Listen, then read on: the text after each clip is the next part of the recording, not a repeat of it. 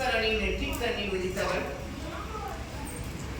சாமுண்டி என்னும் பத்ரகாளி நாம் பிரதிஷ்டை பண்ணியிருந்த தேவதா. சர்வ சப்த கண்ணிகள்ல சர்வ சக்தியா சிவரக்கூடிய நான் ஏற்கனவே சொல்லியிருக்கேன். சாமுண்டி பத்ரகாளி குழந்தை நல்லது எது கெட்டது எது தெரியாம என்ன கொடுத்தாலும் கொடுக்கிறவங்களை பார்த்துட்டே ஓடி வரும். அந்த மாதிரிதான் நம்ம பத்ரகாளிங்கிற தெய்வம். நீ என்ன நினைச்சு கூப்பிட்டாலும் வந்துருவா, எதை வச்சு கூப்பிட்டாலும் வந்துருவா. அதனாலதான் நாங்க இங்க பிரதிஷ்டை பண்ணியிருக்கோம். ஒரு கற்பூரமோ இல்ல ஒரு சின்ன பூவோ ஏதோ ஒண்ணு போட்டு ரெண்டு கையார கூப்பிட்டு மனசார வேணாலே துடியா வந்து நிக்கிற குழந்தை தெய்வம் அவ பத்ரகாளி. அந்த உருவம் ஏன் அகோரமா இருக்கு அப்படின்னா, நம்ம உடம்புல இருக்கிற கெட்ட சக்திகள் தீவினைகள் அதை பார்த்து பயந்துரும்.